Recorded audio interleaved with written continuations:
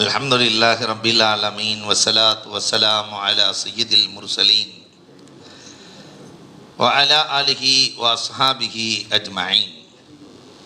قال الله تعالى في القرآن العظيم والفرقان المجيد بعد أعوذ بالله من الشيطان الرجيم بسم الله الرحمن الرحيم لقد نصركم الله ببدر وأنتم أذلة واتقوا الله لعلكم تشكرون. وقال النبي صلى الله عليه وسلم لغدوة في سبيل الله أو روحا مما تطلع عليه الشمس أو تغرب أو كما قال عليه الصلاة والسلام. صدق الله مولانا العظيم وصدق رسوله النبي الكريم ونحن على ذلك من الشاهدين والشاكرين வல்ஹம்துலில்லாஹி ரப்பில் ஆலமீன். புகழ் அனைத்தும் அல்லாஹ் ஒருவனுக்கே. சாந்தியும் சமாதானமும் கண்மணி ரசூலுல்லாஹி ஸல்லல்லாஹு அலைஹி வஸல்லம் அவர்களின் மீதும் அவர்களை பின்பற்றிய உத்தம சத்திய சஹாபாக்கள், தாபஈன்கள், தபஅ தாபஈன்கள், சுஹதாக்கள், சாலிஹீன்கள், நாதாக்கள், நல்லவர்கள், குறிப்பாக நம் அனைவரின் மீதும் அல்லாஹுவின் சாந்தியும் சமாதானமும் என்றென்றும் நின்று நிலவட்டுமாகுக. கண்ணியத்திற்கும் மிகுந்த மரியாதைக்கு முறைத்தான் அல்லாஹுவின் நல்லடியார்களே, இன்று பத்ர் சஹாபாக்களினுடைய இரவாக இருப்பதால்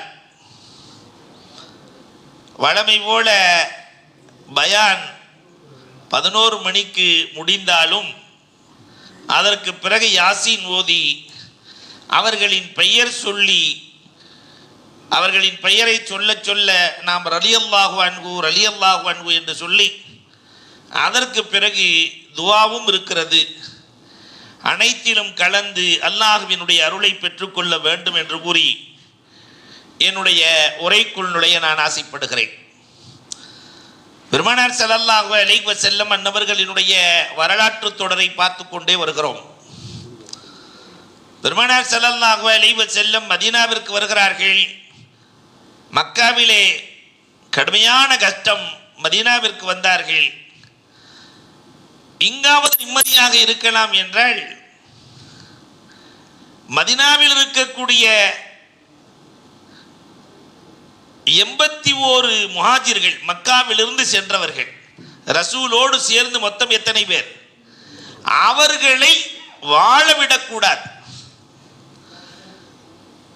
என்றொரு திட்டம் தீட்டப்படுகிறது. இதற்காக அவர்கள் செய்த முயற்சி என்ன தெரியுமா?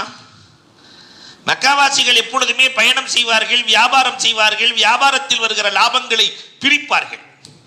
மக்காவாசிகளினுடைய வியாபாரம் எல்லாமே கூட்டு வியாபாரம். அந்த கூட்டு வியாபாரத்திற்கு சிரியாவிற்கு அனுப்புகிறார்கள். அபூ சுஃபியானின் தலைமையில் ஒரு பெரும் குழு செல்லுகிறது. வருகிற லாபம் முழுக்க இஸ்லாமியர்களை அழிக்க வேண்டும். முகம்மதையும் முகம்மதின் தோழர்கள் மதீனாவிற்கு சென்றிருக்கிற முகம்மதின் தோழர்களையும் அழிப்பதற்காக மட்டுமே பயன்படுத்தப்பட வேண்டும் என்று இந்த வியாபார குழு கிளம்புகிறது மக்காவிலிருந்து. இதை அறிந்த பெருமானார் ஸல்லல்லாஹு அலைஹி வஸல்லம் அவர்கள் அரபியிலே கீர் என்று சொல்லுவார்கள், 40 பேர் கொண்ட ஒரு குழுவை சிரியாவிலே வியாபாரத்தை முடித்து விட்டு திரும்பி வருகிற போது அவர்களை பிடித்து மிரட்டி அனுப்ப வேண்டும் என்பதற்காக பெருமானார் ஒரு குழுவை அனுப்புகிறார்கள். ஏன்னா லாபம் முழுக்க இஸ்லாத்தை அழிப்பதற்காக அல்லவா. இந்த செய்தி பெருமானாருக்கு ரப்பின் மூலமாக தெரிவிக்கப்படுகிறது. பெருமானார் ஸல்லல்லாஹு அலைஹி வஸல்லம் குழுவை அனுப்புகிறார்கள். அபூ சுஃபியானுடைய தலைமையில் அந்த வியாபாரிகள் வருவார்கள், பிடிக்கலாம் என்று இந்த குழு காத்து கொண்டிருக்கிறது மதீனாவின் எல்லையில். இதற்கு இடையில் அல்லாஹ்வினுடைய ஏற்பாடு எப்பொழுதும் ஒரு பெரிய காரியத்தை அல்லாஹ் நடத்தப் போகிறான் என்றால் முன் அறிவிப்பு இல்லாமல் அல்லாஹ் எதையும் செய்வதே இல்லை. அல்லாஹ்வுக்குன்னு சில வளமைகள் இருக்கு, ஆதாத்துல்லா. நம்ம நடைமுறையில் பார்க்கலாம் அல்லாஹ்வினுடைய வளமையை. மனுஷன் எதை செய்யறானோ அதுக்கு மாத்தமா அல்லாஹ் செஞ்சுட்டு இருப்பான். மனிதனுக்கு எதெல்லாம் அவசியமோ அதுவெல்லாம் இலவசம். அல்லாஹ்வினுடைய வளமை. காற்று அவசியம், அது இலவசம். தண்ணீர் அவசியம், இலவசம். எதெல்லாம் அவசியம் இல்லையோ அதெல்லாம் காசு கொடுத்து வாங்கன்னு வச்சிருப்பான் அல்லாஹ். இல்லையா? எதெல்லாம் அவசியம் இல்லையோ அது காசு கொடுத்து தான் வாங்கணும். நகை அவசியமா?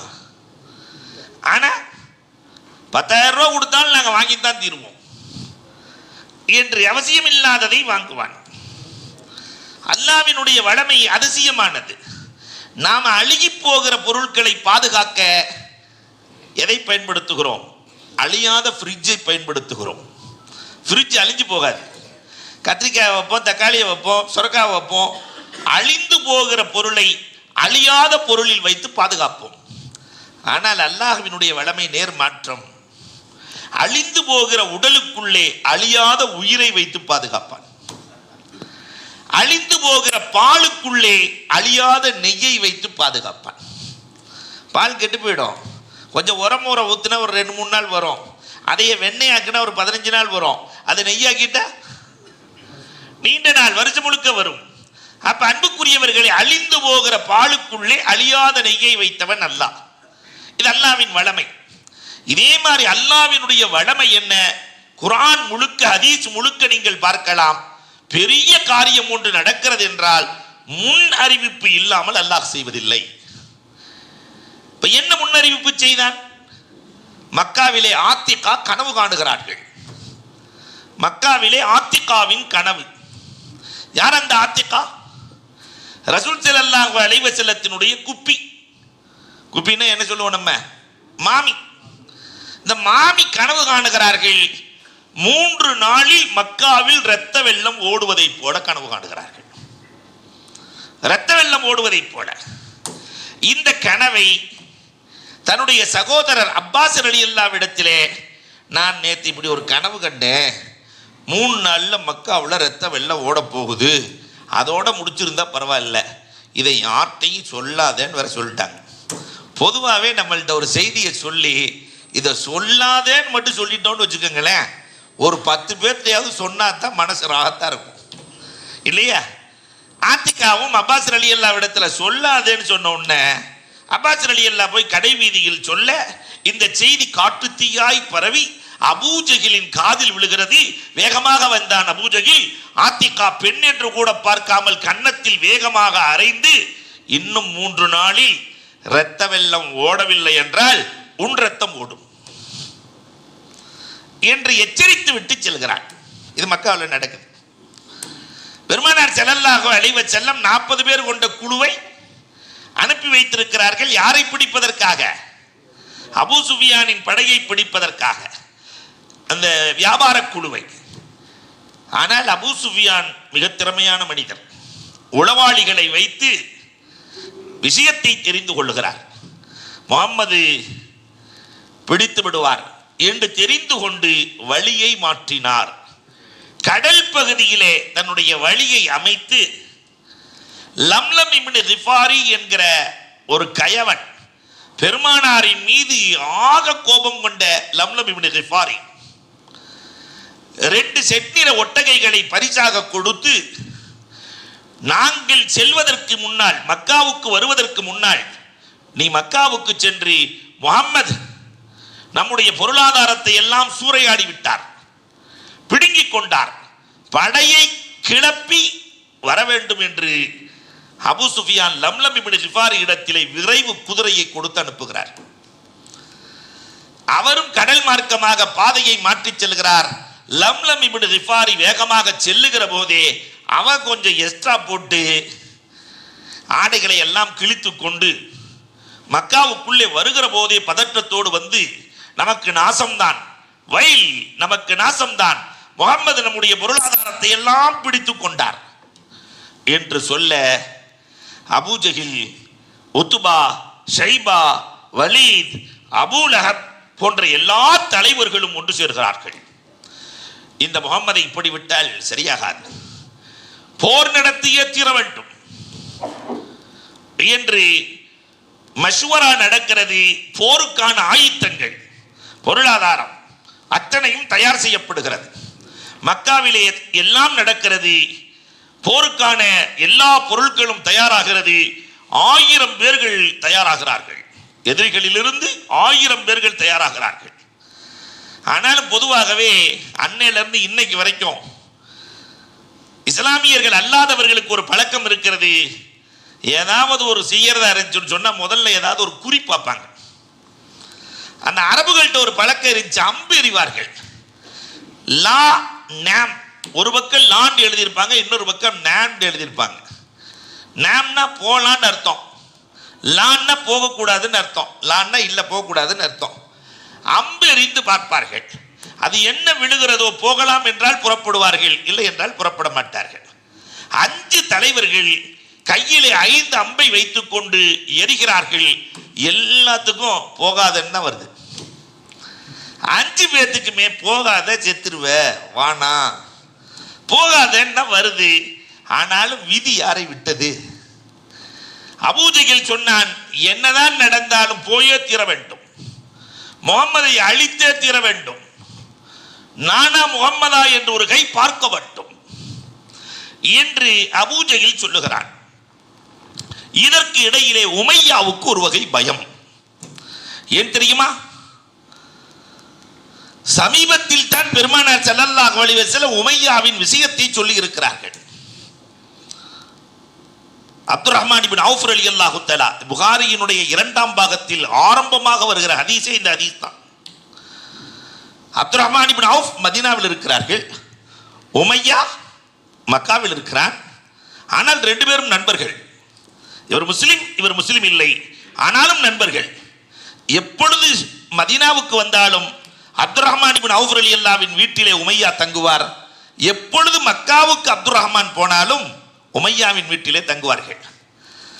அப்ப இந்த பத்ருக்கு 2 மாசத்துக்கு முன்னாடி அப்துர் ரஹ்மான் உமையாவின் வீட்டுக்கு வந்திருக்கிறார். அப்துர் ரஹ்மான் சொன்னாரு, நான் இவ்வளவு தூரம் மக்கா வந்துட்டேன், அதனால காபத்துல்லாவில் தவாஃப் செஞ்சுட்டு போயிடலாம் என்று அழைத்து செல்லுகிற போது அபூஜஹல் வந்து விட்டான். காபத்துல்லாவிலே இவர் இஸ்லாமாகி விட்டார், இவரை தவாஃப் செய்ய நான் அனுமதிக்க மாட்டேன். உடனே அப்துர் ரஹ்மான் இப்னு அவுஃப் ரலியல்லாஹு சொன்னாங்க, காபா உன்னுடைய தாத்தன் வீட்டு சொத்து அல்ல, உன் அப்பன் வீட்டு சொத்து அல்ல, நான் தவாஃப் செய்தே தீர்வேன். 2 பேர்த்துக்கும் வாக்குவாதம். இந்த நேரத்திலே உமையா யாருக்கு தோதுவாக பேச வேண்டும்?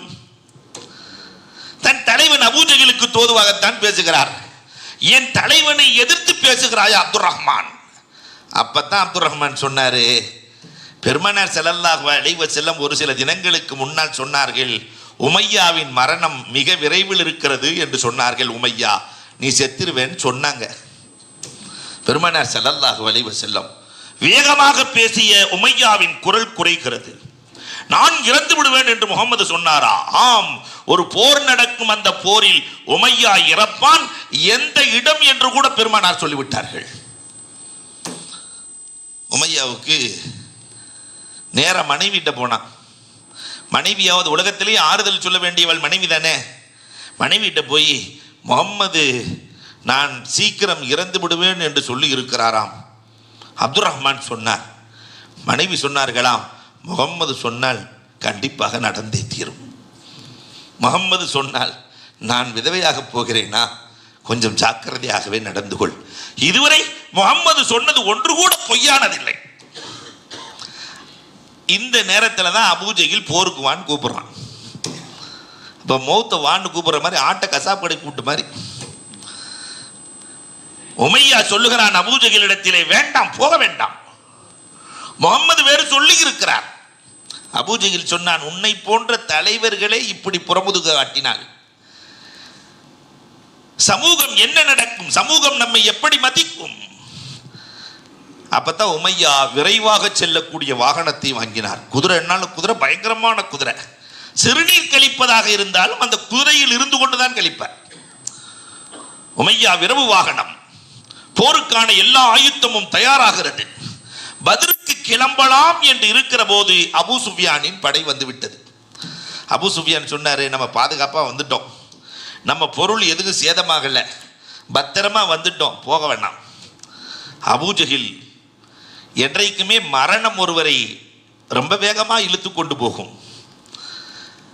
அபூஜஹலிடத்திலே சொல்லுகிறார் அபூ சுஃபியான், வேண்டாம், நாம் தான் பாதுகாப்பாக இருக்கிறோமே. அபூஜையில் முன்வைத்த காலை பின்வைக்க முடியாது 1000 பேர்கள் ஒன்று சேர்ந்து விட்டார்கள். நம்மிடத்தில் எல்லாம் இருக்கிறது, நம்மிடத்தில் எல்லாம் இருக்கிறது. அதனால் முகம்மதை வெற்றி கொள்வதற்கு இதைவிட சிறந்த சந்தர்ப்பம் இல்லை. லாபமும் வந்து விட்டது, வியாபார லாபமும் வந்து விட்டது, மக்களும் வந்து விட்டார்கள், எல்லா சக்திகளும் ஒன்றாக இருக்கிறது. புறப்பட்டு அழித்து விடலாம். எங்கு இது நடக்கிறது? இந்த செய்தியை அப்பாஸ் ரலியல்லாஹு தஆலா பெருமானாருக்கு அனுப்புகிறார்கள். அவர் என்ன இஸ்லாத்துக்கு வரல, ஆனா மறைமுகமாக மனதிற்குள் இஸ்லாம் இருக்கிறது. படை புறப்பட போகிறது என்ற செய்தியை அனுப்ப பெருமானார் ஸல்லல்லாஹு அலைஹி வஸல்லம் அப்பொழுதுதான் சென்று 1 வருடம். பெருமானார் ஸல்லல்லாஹு அலைஹி வஸல்லம் மதீனாவிற்கு சென்று 1 வருடம். மதீனாவாசிகள் ஒரு பெருமானார் பேசிக்கொண்டிருக்கிற போது இந்த செய்தி வருகிறது. அன்சாரிகளை எல்லாம் அழைத்து பெருமானார் ஆலோசனை நடத்துகிறார்கள். பெருமானாரினுடைய இயற்கையே எப்பொழுதும் ஆலோசனை நடத்துகிற பண்பு ரசூலுக்கு சொந்தம். ஆலோசனை நடத்தினால் இப்படி நம்மை அழிப்பதற்காக 1000 பேர்கள் தயாராகி வருகிறார்கள், என்ன செய்யலாம்? போர் செய்ய வருகிறார்கள், என்ன செய்யலாம்? அபூபக்கர் ரலியல்லாஹு வேகமாக எந்திரிக்கிறாங்க. ரசூலே வந்தா ஒரு கை பார்த்தரலாம், நாமும் போர் செய்யலாம். பெருமானார் 2வது முறையாக அபூபக்கர் இங்க இருக்காங்கன்னா இந்த பக்கம் திரும்பி கேட்கிறாங்க. போர்க்களத்திற்காக வேண்டி தயாராகி 1000 பேர் வருகிறார்கள் என்றால், நிறைய கூட்டம் வருகிறார்கள் என்றால் நாம் என்ன செய்யலாம்? உடனே அபூபக்கர் ரலியல்லாஹு மீண்டும் எழுகிறார்கள், போர் செய்யலாம் ரசூலே. 3வது தடவையும் பெருமானார் கேட்டாங்க. அபூபக்கர் ரலியல்லாஹு எந்திக்கிறாங்க. பெருமானார் நேரடியாகவே பேசிவிட்டார்கள். அபூபக்கர், உங்களை நான் கேட்கவே இல்லை. நாம் இருப்பது அன்சாரிகளின் பூமியில் மதீனாவில். அவர்கள் தயாராக வேண்டுமல்லவா? நமக்கு இடமளித்தவர்கள், நமக்கு உணவளித்தவர்கள், நமக்கு எல்லா நிலைகளிலும் உதவிய அன்சாரிகளின் நிலை என்ன என்பதற்காகத்தான் நான் திரும்ப திரும்ப கேட்கிறேன். 2 அன்சாரி தலைவர்களும் எழுகிறார்கள். சாத் இப்னு முஆத், ரசூலே என்ன சொல்கிறீர்கள்? நீங்கள் மலையிலிருந்து குதிக்க சொன்னால் எங்கள் இனம் முழுக்க குதிக்க தயாராக இருக்கிறோம். சாத் இப்னு உபாதா, நீங்கள் கடலில் இறங்க சொன்னால் என் சமூகத்தோடு நான் இறங்க தயாராக இருக்கிறேன். நீங்கள் எங்களை கோழைகளாக மட்டும் நினைத்து விட வேண்டாம் ரசூலே. இந்த மக்காவில் இருந்து வந்திருக்கிற முஹாஜிர்கள், அவர்களின் உயிரையும் உடமையும் காப்பது எங்கள் பெருமை. எங்கள் உடலுக்கு எங்கள் மரணத்திற்கு பிறகுதான் அவர்களை தொட முடியும். கிளப்பலாம். ரசூல் ஆனந்தம் அடைந்தார்கள். அன்சாரிகளை பார்த்து பெருமானார் உதவியவர்களை பெருமானார் ஸல்லல்லாஹு அலைஹி வஸல்லம் வாழ்க்கையில் மறக்கவே இல்லை. பெருமானார் உரை நிகழ்த்துகிறார்கள். இந்த போரிலே நாம் தோற்றுவிட்டால் தீன் இருக்காது, இஸ்லாம் இருக்காது. அதனால் படைக்கு யார் வர வேண்டும்? ஒரு வீட்டிலே 2 ஆண் இருந்தால் 1 ஆண் வர வேண்டும். 14 வயதை தாண்டியவர்கள் தான் வர வேண்டும். 14 வயதுக்கு கீழே இருக்கிறதெல்லாம் வர முடியாது. 14 வயதை தாண்டி இருக்க வேண்டும். 2 பேர் இருந்தால் எத்தனை பேர் தான் வரணும்? போர்க்களத்திலே கூட நியதியை கடைபிடித்தவர்கள். இந்த நேரத்தில் தான் சாத் ஹைசமா வருகிறார்கள்.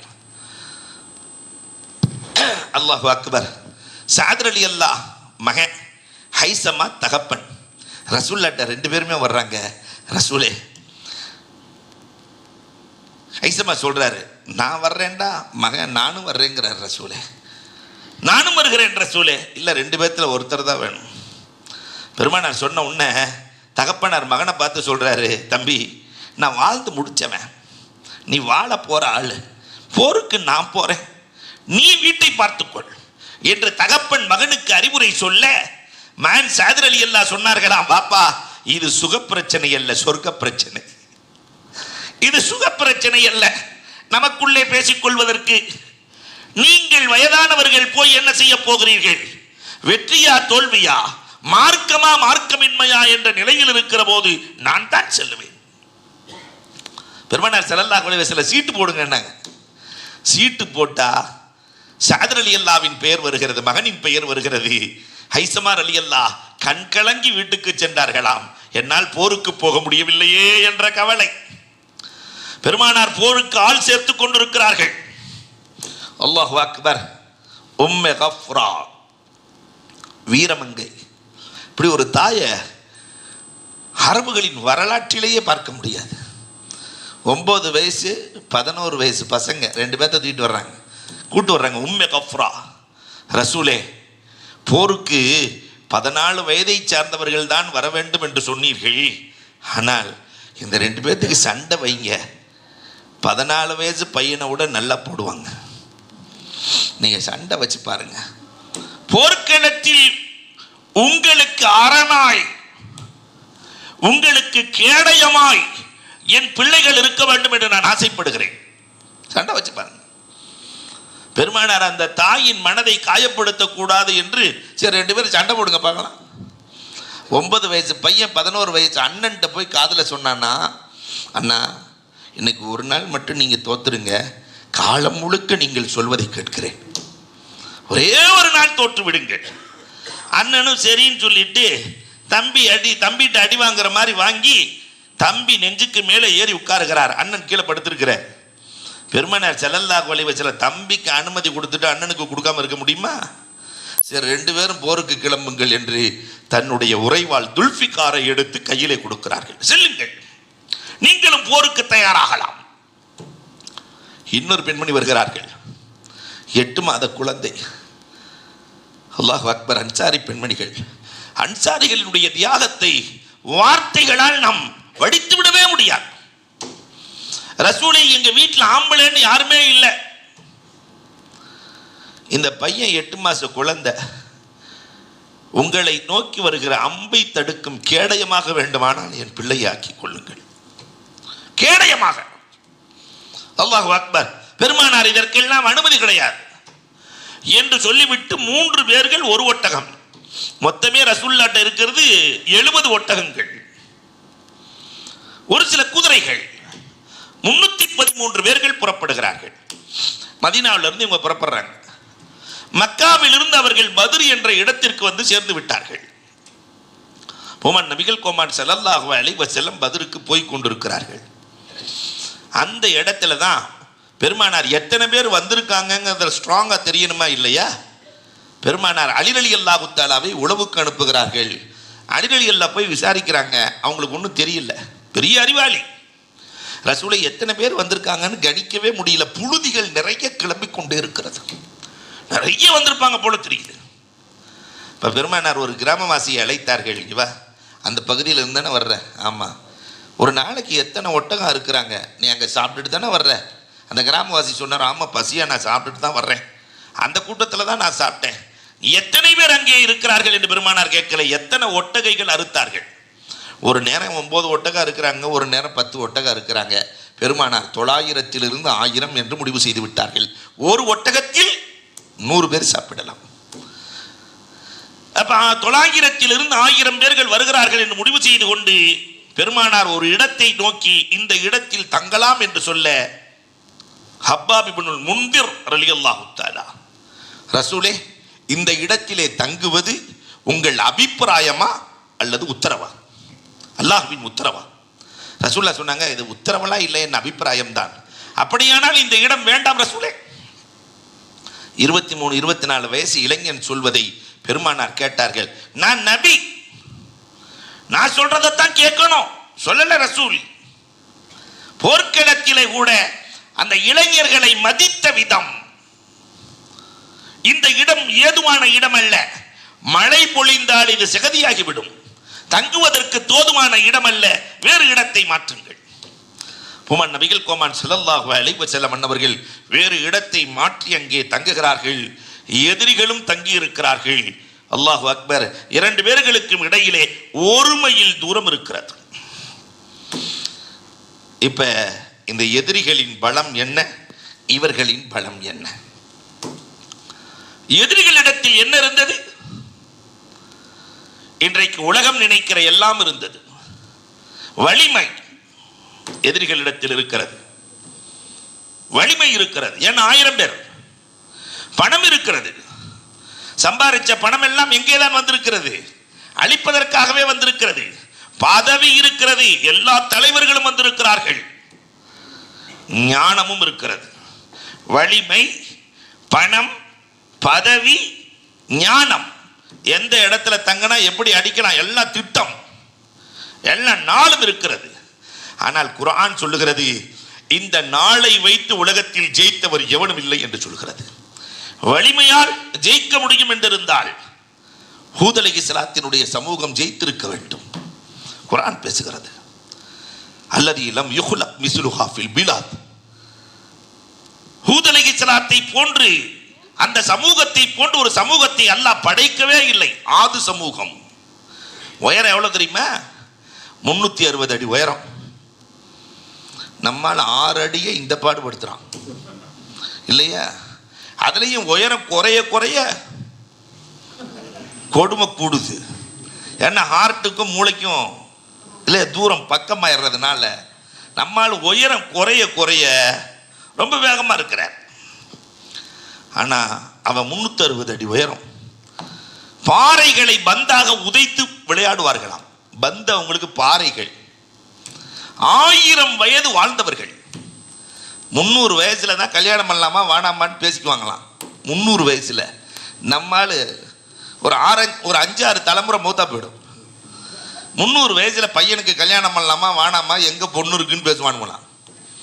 அல்லாஹ் அக்பர். 7 லட்சம் பேர். ஹூத் அலைஹிஸ்ஸலாம் சொல்லுகிறார்கள், அல்லாஹ் ஒருவன் இருக்கிறான், ஏற்க வேண்டும். ஏற்க மறுத்தால் ரப்பு நினைத்தால் காற்றால் கூட அழித்து விடுவான்.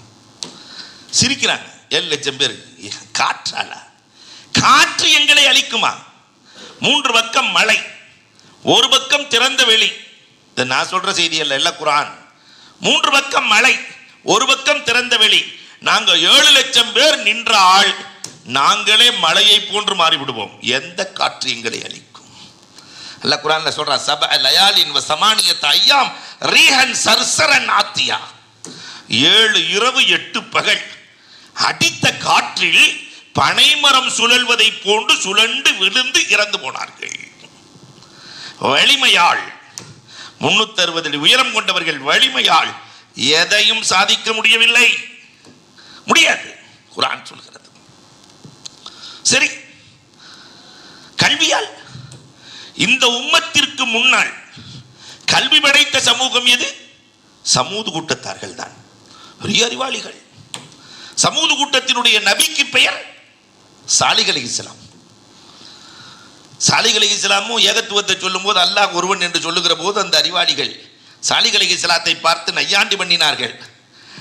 நீங்க அல்லாஹ் ஒருவன் சொன்னா, அல்லாஹ்வுக்கு ஆற்றல் இருக்கிறது என்று சொன்னால் மண்ணும் விண்ணும் இறைவனுக்கு சொந்தம் என்று சொல்லுகிறீரே சாலிஹ், நாங்க சொல்றதை கொண்டு வா, நாங்க ஈமான் கொள்றோம். சரி, அல்லாட்ட சொல்லி நான் வாங்கி தர்றேன், என்ன வேணும்? ஒரு மலையை காட்டி, மலை, இந்த மலைக்குள்ள இருந்து ஒட்டகம் வரணும். இதெல்லாம் நடக்கிற காரியமா? மலை அது பொழந்துக்கிட்டு ஒட்டகம் வரணும். சாலிஹ் அலைஹிஸ்ஸலாம் சொன்னாங்களா, சரி அல்லாட்ட கேட்குறேன், அவனுக்கு முடியாது எதுக்குமே இல்லை, கொண்டு வந்துடுவான். கொண்டு வந்தாலும் கொண்டு வந்துடுவார், என்ன செய்யறதுன்ட்டு பயந்து போய், இல்லை வந்த உடனே எங்களுக்கு முன்னாடி அது குட்டி போடணும்னா. சரி ரைட்டு, அல்லாட்ட சொல்கிறேன், அல்லாஹ் ரப்புல் ஆலமீன் ஆற்றல் படைத்தவன், வந்து குட்டி போட்டால் ஈமான் கொள்ளுவீங்களா? இல்லை இல்லை, வீட்டுக்கு வெளியில் பெரிய பெரிய பாத்திரத்தை வைப்போம். அது கூட சின்ன பாத்திரம் கிடையாது, பெரிய பெரிய பாத்திரத்தை வைப்போம். அந்த பாத்திரம் முழுக்க பால் கொடுத்துட்டு போகணும். அந்த ஒட்டகம் ஊருக்கே பால் கொடுத்துட்டு போகணும். சரி அல்லாட்ட கேட்குறேன், அல்லாஹ் கொடுத்தா ஈமான் கொள்ளுவீங்களா? இல்லை இல்லை, குளிர்காலத்தில் குடிச்சா சூடாக இருக்கணும், கோடை காலத்தில் குடிச்சா குழு குழுன்னு ஜில்லுன்னு இருக்கணும். எவ்வளோ மூளை! சரி அல்லாட்ட கேட்குறேன், ஈமான் கொள்ளுவீங்களா? இல்லை இல்லை, நோயாளி குடிச்சா ஆரோக்கியம் கிடைச்சிடணும். நாங்கள் மருந்து மாத்திரைலாம் சாப்பிட மாட்டோம், அந்த பாலை குடித்தாலே ஆரோக்கியம். நல்ல ஆள் குடிச்சா வலிமையை கொடுக்கணும், ஆரோக்கியமான ஆள் குடிச்சா. சரி அல்லாட்ட கேட்குறேன், அல்லாஹ் கொண்டு வந்துட்டா ஈமான் கொள்ளுவீங்களா? கொண்டு வந்துட்டா என்ன செய்யறது? இல்லை இல்லை, அது நீண்ட நீண்ட முடிகளை கொடுக்கணும். நாங்கள் 2 லட்சம் பேர் இருக்கிறோம், அந்த முடியை வெட்டி கம்பளி செஞ்சு விற்கணும். இதெல்லாம் நடக்கிற காரியமா? சாலிஹ் அலைஹிஸ்ஸலாம் அப்பையும் அல்லாஹ் மேலே நம்பிக்கை. சரி அல்லாட்ட கேட்குறேன், அவன் கொண்டு வந்துட்டா ஈமான் கொள்ளுவீங்களா? அல்லாஹு அக்பர். கொண்டு வந்தால் ஈமான் கொள்ளுகிறோம். சாலிஹ் அலைஹிஸ்ஸலாம் துஆ செய்தார்கள், மழை பிளந்தது. குர்ஆன் சொல்லுகிற செய்தி, ஒட்டகம் வெளியே வருகிறது. 120 அடி உயரம், 60 அடி அகலம். சொர்க்கத்திலே அந்த ஒட்டகை பார்வைக்கு இருக்கும் என்று பெருமானார் ஸல்லல்லாஹு அலைஹி வஸல்லம் சொன்னார்கள். சொர்க்கத்து ஒட்டகம் அவ்வளோ பெரிய ஒட்டகத்தை பார்த்த உடனேயாவது ஈமான் கொள்ளணுமா இல்லையா? ஒரு நாள் முழுக்க ஒட்டகம் அந்த கிணற்றில் தண்ணீர் குடிக்கும். ஒரு நாள் ஊர் மக்கள் எல்லாம் 2 லட்சம் பேர் தண்ணி குடிக்கிற அந்த கிணத்துல ஒரு நாள் ஒட்டகம், ஒரு நாள் ஊர் மக்கள். அத்தனை பேருக்கு பால் கொடுக்கணுமா இல்லையா? எல்லாம் செய்தது. ஆனால் அந்த 2 லட்சம் மக்களும் என்ன சொன்னார்கள் தெரியுமா? அல்லாஹு அக்பர், இவரை விட பெரிய சூனியக்காரரை நாங்கள் பார்த்ததே இல்லைன்ட்டான். கடைசியில் அந்த ஒட்டகத்தை ஒரு பெண்ணுக்காக கொன்றார்கள். ஒரு பெண்ணுக்காக. ஜொகரா என்ற ஒரு பெண். யார் இந்த ஒட்டகத்தை கொள்ளுகிறீர்களோ அவர்களை நான் மனமுடித்துக் கொள்ளுகிறேன். அந்த கூட்டு சதியாளர்கள் 9 பேர் ஒன்று சேர்ந்தானா. 9 பேர் ஒன்று சேர்ந்து அந்த ஒட்டகத்தை கொண்டான். சாலிஹ் அலைஹிஸ்ஸலாம், ஒட்டகம் ஹயாத்தாக இருக்கிற வரை உங்களுக்கு எந்த அதாபும் வராது. ஒட்டகம் இறந்து விட்டால் அதாபு தான். குட்டி ஓடிடுச்சு மலைக்கு, அந்த குட்டியவாது பிடிச்சிட்டு வாங்க, அதை வச்சாவது அல்லாட்ட தௌபா செய்யலாம் என்று கேட்க கடைசியில் அவர்கள் ஏற்றுக்கொள்ள தயாராக இல்லை. அல்லாஹ் ரப்புல் ஆலமீன் இடிமுழக்கத்தால் அந்த சமூகத்தை இடித்தான், அழித்தான் என்பது குர்ஆன் சொல்லுகிற வரலாறு. அப்ப தன்னுடைய அறிவால் எதையும் சாதிக்க முடிந்ததா? எவ்வளவு சாலிஹ் அலைஹிஸ்ஸலாம் சொல்றாங்க, நீங்கள் இறந்து போவதற்கு அழிய போகிறீர்கள் என்பதற்கு அடையாளம், முதல் நாள் நீங்கள் மஞ்சளாக மாறுவீர்கள், 2வது நாள் சிகப்பாக மாறுவீர்கள், 3வது நாள் கருப்பாக மாறுவீர்கள், அதற்கு பிறகு இடிமுழக்கத்தால் இடிந்து போவீர்கள். அடையாளம்லாம் சொல்றாங்க தௌபா செஞ்சிடணுங்கிறதுக்காக சாலிஹ் அலைஹிஸ்ஸலாம். அப்ப அங்க இருக்க அறிவாளி சொன்னானா, முதல்ல நம்ம மஞ்சள் ஆவமான்னு பார்க்கலான்னு. இவ்வளவையும் செஞ்சுட்டு மஞ்சள் ஆனார்கள். அப்ப அந்த தலைவன் சொன்னானா, ஆமா சாலிக்கு சொன்ன மாதிரியே எல்லாம் மஞ்சள் ஆயிடுச்சு, அப்பயாவது தௌபா செஞ்சிருக்கணுமா இல்லையா, நாளைக்கு சிகப்பாகுமான்னு பார்க்கலாம், என்ன நடக்குதுன்னு பார்த்துடலாம். மறுநாள் உடம்பெல்லாம் சிகப்பாக மாறுகிறது. அப்பையும் சொன்னானா ஊர் தலைவன், அப்ப நாளைக்கு கருப்பாகிறமான்னு பார்க்கலாம். கருப்புக்கு எந்த அடையாளம் இல்லை, கருப்பும் ஆனார். அப்பையும் சொன்னானா அழிய போகிற நேரத்தில் கூட சாலிஹ் அலைஹிஸ்ஸலாம் தௌபா செய்யுங்க. அல்லாஹ் சொல்லிட்டா, சாலிஹே உங்களை ஈமான் கொண்டோட கூட்டு நீங்க கிளம்பிருங்க. அப்ப வானத்தை பார்த்தானா, என்னமோ மழை பெஞ்சு இடி இடிச்சு நம்மெல்லாம் செத்துருவோன்னு சாலிஹ் சொன்னாரு. மேகத்தையே காணான்னா, மேகத்தையே காணோம். மேகம் வந்தது, எல்லாம் அழிந்து போனார்கள். அறிவால் எதையும் சாதிக்க முடியாது. ஆனால் இந்த அபூஜகிலும் உத்துபாவும் ஷைபாவும் வலீதும் நம்ம அறிவால் சாதிக்கலாம், வலிமையால் சாதிக்கலாம். பதவியால் எதையாவது செய்ய முடியுமா? பதவி மோகம் கொண்டவர்களின் வரலாறு குர்ஆன் முழுக்க சாட்சி சொல்கிறது. பதவி மோகம். ஃபிரௌனை விட நான் தான் ரப்புன்ட்டான். இப்லீஸே போய் சொன்னானா ஃபிரௌன், டே நான் தான் உன்னை வழி கெடுத்தேன், உன்னை கெடுத்தவனே நான் தான். இப்லீஸ் போய் சொன்னானா, உன்னை கெடுத்தவனே நான் தான், ஆனால் நானே ஒரு நாள் கூட நான் ரப்புன்னு சொன்னதில்லை, நீ என்னெல்லாம் தாண்டிட்ட இல்லையா? இப்பயும் சமூகத்தில் நிறைய பேர் இப்லீஸை தாண்டினாலாம் இருக்கு, கோயம்புத்தூர்ல கூட இருக்கு. அப்ப அன்புக்குரியவர்களே, கொஞ்சம் எண்ணி பார்க்கிறோம் இல்லையா? அதில் அன்ஹாரு தஜ்ரி மின் தஹ்தி, நைல் நதியே என் ஆட்சிக்கு கீழ் தான் ஓடுகிறது என்றான் ஃபிரௌன். கடைசியில் நைல் நதி கீழே அவன் ஓடிட்டான். இதான் வரலாறு. பதவியால் என்ன செய்ய முடியும்? உலகத்திலே பதவியால் ஜெயித்தவர்கள் யாரும் இல்லை. நம்ரூத், பதவி மோகம் கொண்டவன் நம்ரூத். அல்லாஹ் அக்பர். இந்த நம்ரூத் என்ன செய்ய முடிந்தது? எல்லாம் எனக்கு சொந்தம், அல்லாஹ்வையே கொல்றேன் நம்பி விட்டவன் நம்ரூத். கடைசியில் அல்லாஹ் ரப்புல் ஆலமீன் எதிர அழிச்சான்,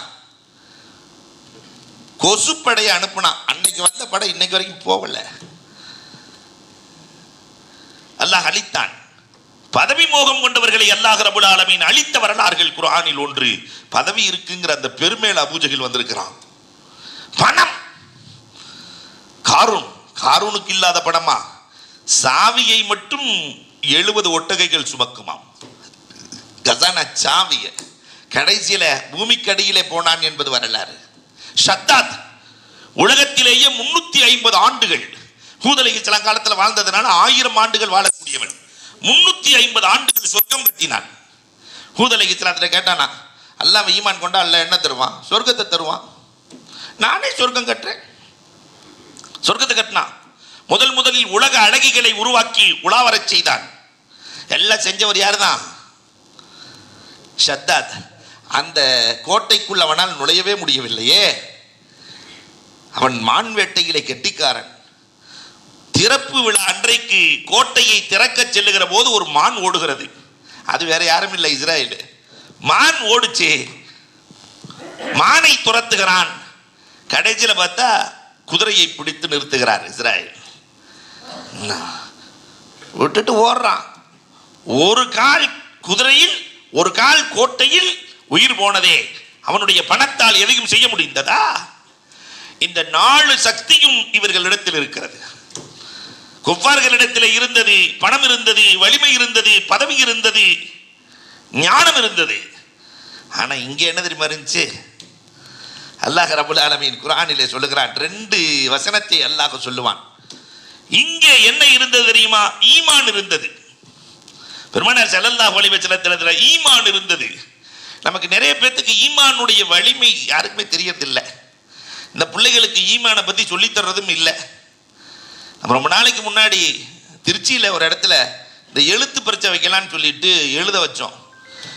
ஈமான்டா என்னன்னு கேட்கும்போது ஒவ்வொருத்தரும் ஒரு விதமாக பதில் எழுதியிருந்தாங்க. ஆமன்து பில்லாஹி வ மலாயிகத்தி, அல்லாஹ் நம்புறது, ரசூலை நம்புறது. ஒரு பையன் எழுதியிருந்தான், ஈமான் என்றால் காட்டில் பல வகையான மான்கள் வாழ்கிறது, கவரி மான், புள்ளிமான், அந்த மான், இந்த மான், நிறைய மானா எழுதிட்டு ஈமான் என்பதும் ஒரு வகை மான், அதை அதிகமாக ஈக்கள் மொய்த்து கொண்டே இருப்பதால் அதற்கு பேர் ஈமான் அப்படின்னு போட்டான் இல்லையா? அப்ப என்ன இந்த சமூகத்துக்கு ஈமானையே சொல்லித்தல்ல. ஈமானின் வலிமை, பவர். ஈமானின் பவர் என்ன? முதல்ல ஈமான்டா என்ன? அல்லாஹு அக்பர். எந்த இபாதத் கூட வேண்டுமானாலும் அதற்கு என்ன தேவை? தொழுக வேண்டும், ஈமான் இருந்தால் தான். நோன்புக்கு ஈமான் தேவை, ஜகாத்துக்கு ஈமான் தேவை, ஹஜ்ஜுக்கு ஈமான் தேவை. ஈமான் இல்லாமல் உலகத்தில் எதுவும் நடக்காது, ஏற்றுக்கொள்ளப்படாது. இதுக்கு இமாம் கஸ்ஸாலி அழகா சொல்லுவாங்க. ஒரு அரசர் இடத்துல வைரம் வைடூரியம் எல்லாம் இருந்ததாம். ஒரு அரசர் இடத்துல அந்த வைரத்தை பாதுகாக்க ஒரு தங்கப்பெட்டி செஞ்சார். நம்மால் தங்கப்பெட்டி ஆட்டை போட்டாண்டா என்ன செய்யறது? அதை பாதுகாக்க ஒரு வெள்ளிப்பெட்டி செய்தார். அந்த வெள்ளிப்பெட்டியும் திருடிட்டா. அதை பாதுகாக்க ஒரு செம்பு பெட்டி செய்தார். நம்மால் இரும்பு பெட்டியை விட மாட்டானே. இந்த செம்பு பெட்டியை பாதுகாக்க மண்ணை போட்டு மூடிட்டார். இப்ப திருடன் மண்ணை திறந்தால் என்ன கிடைத்து விடும்? செம்பு பெட்டி. அதை திறந்தால் வெள்ளிப்பெட்டி. அதை திறந்தால் தங்கப்பெட்டி. அதை திறந்தால் வைரம் வைடூரியம் கிடைத்துவிடும். அல்லாஹ் ஈமானை வைரம் வைடூரியமாக ஆக்கி அதை பாதுகாக்கிற தங்கப்பெட்டியாக அல்லாஹ் ஃபர்லுகளை ஏற்படுத்தி, அதை பாதுகாக்கிற வெள்ளிப்பெட்டியாக அல்லாஹ் வாஜிபுகளை ஏற்படுத்தி, அதை பாதுகாக்கிற செம்பு பெட்டியாக அல்லாஹ் சுன்னத்துக்களை ஏற்படுத்தி, அதை பாதுகாக்கிற மண் குப்பாவாக அல்லாஹ் முஸ்தஹபுகளை ஏற்படுத்தி திருடனாக இப்லீஸை உலாவரச் செய்திருக்கிறான். திருடன் இப்லீஸ். நாம முஸ்தஹபுகளை செய்யவில்லை என்றால் மண் குப்பா உடைக்கப்பட்டது என்று பொருள். சுன்னத்தை நிறைவேற்றவில்லையா? செம்பு பெட்டியும் திறக்கப்பட்டு விட்டது. வாஜிபை நிறைவேற்றவில்லையா? வெள்ளிப்பெட்டியும் திறக்கப்பட்டு விட்டது. ஃபர்லையே நிறைவேற்றவில்லையா? தங்கப்பெட்டியும் திறக்கப்பட்டு விட்டது. பிறகு ஈமான் எங்கே இருக்க போகிறது என்று கேட்கிறார்கள். இப்ப ஈமான் வைரத்தை விட விலை மதிப்புள்ளது. சஹாபாக்களிடத்தில் இருந்தது ஈமான். இந்த ஈமானினுடைய பவர் இந்த உம்மத்துக்கு தெரியணும். அதற்கு ஒரு வரலாறு சொன்னால் பொருத்தமாக இருக்கும் என்று நான் நினைக்கிறேன். இந்த ஈமான் சஹாபாக்களிடத்தில் இருந்தது. உமர் ரலியல்லாஹுவினுடைய ஆட்சி காலம், உமர் ரலியல்லாஹுவின் ஆட்சி காலம், அலி ரலியல்லாஹு தஆலா கனவு கண்டார்களாம். என்ன கனவு தெரியுமா? அலி ரலியல்லாஹுடைய கனவுல ரசூல் ஸல்லல்லாஹு அலைஹி வஸல்லம் சுபுகு தொழுகை வைக்கிறார்கள். கனவுல சுபுகு தொழுதுட்டு வந்து ஒரு பள்ளிக்கு வெளியில ஒரு இடத்துல படுக்கிறாங்க. இதெல்லாம் கனவுல தான் நடக்குது. அப்போ ஒரு பெண்மணி புர்காவோட வந்து தட்டு நிறைய பேரிச்சம்பழத்தை கொடுத்தாங்க ரசூல்லாட்ட. ரசூல்லா ஒரு பேரிச்சம்பழத்தை தான் எடுத்து சாப்பிட்டாங்க. இதெல்லாம் கனவுல. ஒரு பேரிச்சம்பழத்தை அலி ரலியல்லாஹு இடத்துல கொடுத்தார்கள். அலியே தொலை வந்தவர்களுக்கு இதை பிரித்து கொடுங்கள் என்றார்கள். இது கனவு. திடுக்கிட்டு எழுகிறார்கள். அலி ரலியல்லாஹு தஆலா பேரிச்சம்பழம் சாப்பிட்ட ருசி நாவிலே தெரிகிறது. கனவுல தான் பார்த்தாங்க. அந்த கனவின் விளக்கம் பேரிச்சம்பழம் சாப்பிட்ட ருசி தெரியுது. பாங்கு சொல்லிட்டாங்க. சுபுக்கு பாங்கு சொன்ன உடனே உமர் ரலியல்லாஹு வர்றாங்க. தொலை வச்சுட்டு பெருமானார் எங்கே படுத்தாங்களோ அதே இடத்துல போய் படுக்கிறாங்க. கனவுல பார்த்த மாதிரி இங்கே நடக்குது. அதே மாதிரி ஒரு பெண்மணி புர்காவோட நிஜமாவே வந்து தட்டு நிறைய உமர் ரலியல்லாஹு இடத்துல பேரிச்சம்பழத்தை கொடுக்க, உமர் ரலியல்லாஹு தஆலா ஒரு பேரிச்சம்பழத்தை சாப்பிட்டாங்க. ஒரே ஒரு பேரிச்சம்பழத்தை எடுத்து அலி ரலியல்லாஹு கொடுத்தாங்க. ரசூலுல்லாஹ் செஞ்ச மாதிரியே அலியே தொலை வந்தவங்களுக்கு இதை பிரித்து கொடுங்கன்னாங்க. அலி ரலியல்லாஹுக்கு கனவுல பார்த்தோம் நிஜமாவே நடக்குதே, அலி ரலியல்லாஹு சோதிக்கணும்னு சொல்லிட்டு, உமரே இவ்வளோ பெரிய உடம்புக்கு ஒரு பேரிச்சம்பழம் தர்றீங்களே, ஒரு 4-5 தரலாமே. இப்போ உமர் ரலியல்லாஹு சொன்னாங்களா, இன்னைக்கு கனவுல ரசூலில் உனக்கு ஒன்று தானே தந்தாங்க, அதனால 1. ரசூல் 5 கொடுத்துருந்தாங்க, நான் 5 கொடுத்துருப்பேன். 10 கொடுத்தா 10 கொடுத்துருப்பேன். கட்டி அணைத்தார்கள் அலி ரலியல்லாஹு தஆலா. நான் பார்த்த கனவை நீங்கள் எப்படி சொல்கிறீர்கள்? தஆலிக ஃபதுலுல் ஈமான், இதுதான் ஈமானின் சக்தி என்றார்கள். இதுதான் ஈமானின் சக்தி. இந்த ஈமான் யாரிடத்தில் இருந்தது? சஹாபாக்கள் 313 பேர்களிடத்திலும். அமல் நோன்பு வைத்துக் கொண்டிருக்கிறார்கள். நோன்பு ரமலான் நோன்பை பற்றி அல்லாஹ் சொல்லுகிற போது என்ன சொல்கிறான் தெரியுமா? அஸ்ஸௌமு லீ அன அஜ்ஸி பிஹி, இன்னொரு இடத்துல அன உஜுஸா பிஹி, நோன்பு எனக்காக, நோன்புக்கு கூலி நான் என்கிறான் அல்லாஹ்.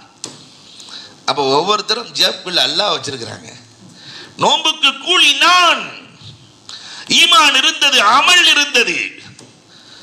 3வது வல்லஸ்ர் சூரா ஓதி பாருங்க. வல்லஸ்ர் இன்னல் இன்சான லஃபீ குஸ்ர் இல்லல் லதீன ஆமனூ வ அமிலுஸ் ஸாலிஹாத் வ தவாஸு பில் ஹக். சத்தியம், உண்மை இருந்தது, பொறுமை இருந்தது. சஹாபாக்கள்கிட்ட அவங்கள்ட்ட இருந்த நாள், இவங்கள்ட்ட இருந்த வேறொரு நாள். களத்தில் இறங்கினார்கள். ஈமான் வெற்றி கொள்ள போகிறதா? அந்த வலிமை வெற்றி கொள்ள போகிறதா? முதல் நாள் மல்யுத்தம். மல்யுத்தத்துக்கு யார் தயார்? அன்சாரிகள் 3 பேர் குதிக்கிறாங்க. ஹாரிஸ், மாஃபித், மாத் 3 பேர் குதிச்சாங்க. ஆனால் அந்த குறைசிகள் குலப்பெருமை கொண்டவர்கள். இவங்கெல்லாம் எங்களுக்கு தேவையில்லை, எங்கள் நோக்கமெல்லாம் யார் தான்? மக்காவாசிகள் தான். எங்களோடு மல்யுத்தம் மக்காவாசிகள் ஆடட்டும். 3 பளபளக்கும் வாள், உத்துபா, ஷைபா, வலீத் களத்தில் நிற்கிறார்கள். உத்துபா வாலிபன், உத்துபாவோட அத்தானா ஷைபா கிழவன், வலீத் வாலிபன். 3 பக்கம்.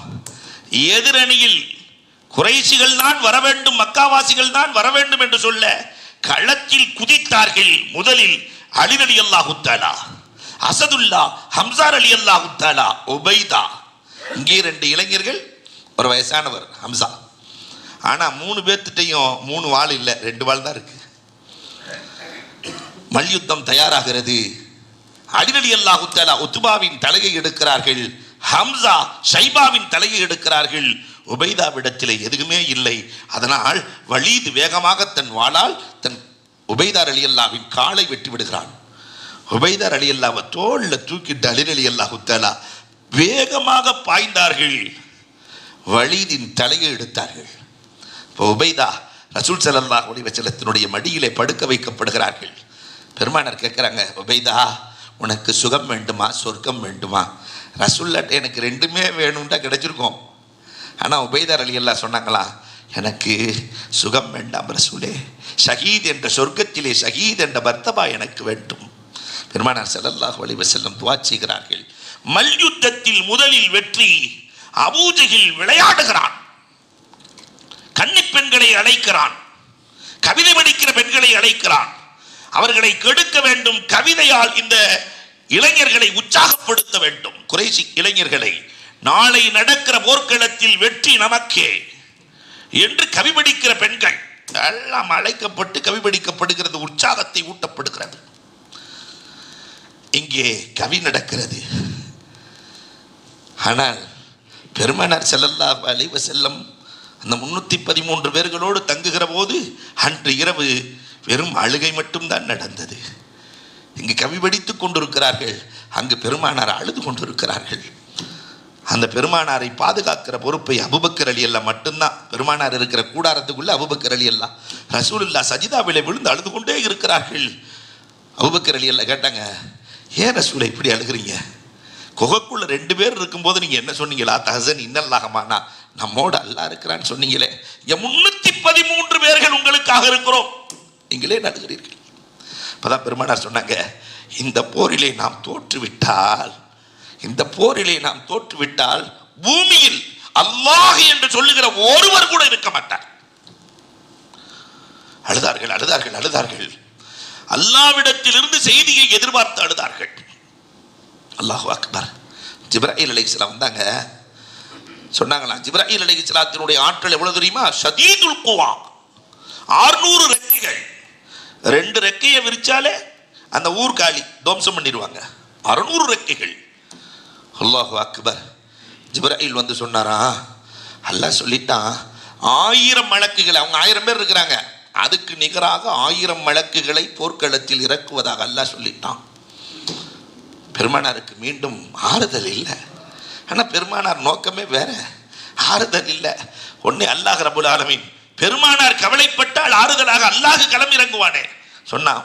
ஜிப்ராயில் வந்து சொன்னாங்களாம், 3000 மலக்குகளை அல்லாஹ் இறக்குவதாக சொல்லுகிறான். சலாசத் ஆலாஃபி மினல் மலாயிக்கத்தி முர்திஃபின், நல்ல குர்ஆன் சொல்லுகிற செய்தி. பெருமானார் திரும்பவும் அழுகிறாங்க. அல்லாஹ் சொன்னா, 5000 மலக்குகளை இறக்குறேன், நபியை நீங்கள் ஆறுதலாக இருங்கள். 1000 பேர்த்த அழிக்க எத்தனை பேரு? பெருமானார் அப்பையும் அழுத ஒண்ணு அல்லாஹ் சொல்லிட்டான், வமா ரமைத்த இது ரமைத்த வலாக்கின்னல்லாஹ ரமா, அல்லாஹ்வே களத்தில் இறங்க தயாராகி விட்டான். ரப்பே களம், நீங்கள் ஏன் கவலைப்பட வேண்டும்?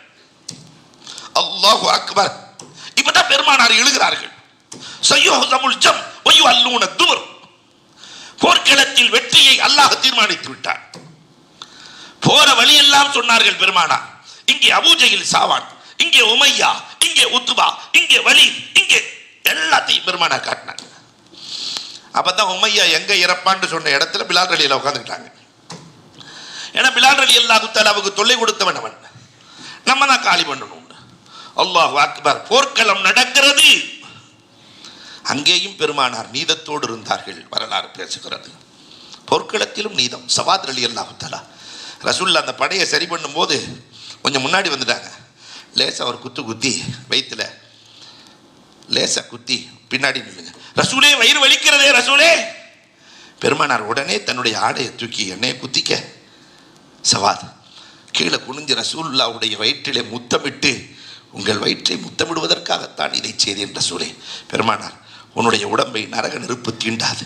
போர்க்களம் நடக்கிறது, 70 பேர்கள் கொல்லப்பட்டார்கள், 70 பேர்கள் சிறைபிடிக்கப்படுகிறார்கள். இஸ்லாத்திற்கு அல்லாஹ் வெற்றியை கொடுத்தான்.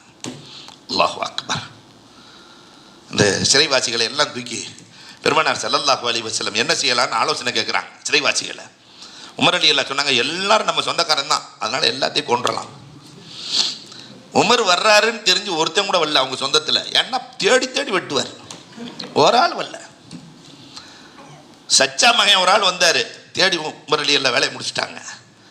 அபூபக்கர் ரலியல்லாஹு சொன்னாங்களா, இல்லை வேணாம், எல்லாம் நம்ம உறவுக்காரர்கள், அதனால் விட்டுறலாம். பெருமானார் ஸல்லல்லாஹு அலைஹி வஸல்லம் சொன்னாங்க, அபூபக்கரே, நீங்கள் இப்ராஹிம் அலைஹிஸ்ஸலாம் ஈசா அலைஹிஸ்ஸலாம் மாதிரி இருக்கீங்க. உமரே, நீங்கள் நூஹ் அலைஹிஸ்ஸலாம் மூசா அலைஹிஸ்ஸலாம் மாதிரி இருக்கீங்க, எல்லாத்தையும் காலி பண்ணணுங்கிறீங்க, அதனால் ஜிஸியாவை வாங்கி கொண்டு விட்டு விடலாம். 4000 திரகம் கொடுத்துருங்க.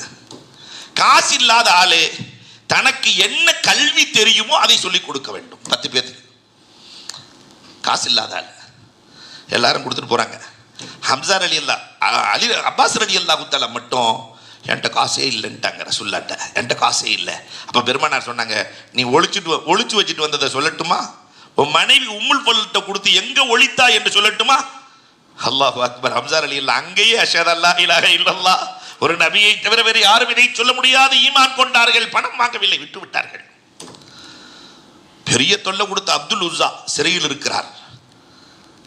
உமர் ரலியல்லாஹு அந்த அப்துல் உஸ்ஸாவை அனுமதி வாங்கி நம்ம தான் காலி பண்ணணும்னு நினச்சிட்டு இருக்கிறாங்க. உடனே அவர் ரசூலுல்லாஹ்ட்ட காதில் ஏதோ ஒன்று சொன்னார். அந்த சிறைவாசி எதிரி காதில் சொன்னோன்னு ரசூலுல்லாஹ் போயிட்டு வந்துட்டாங்க.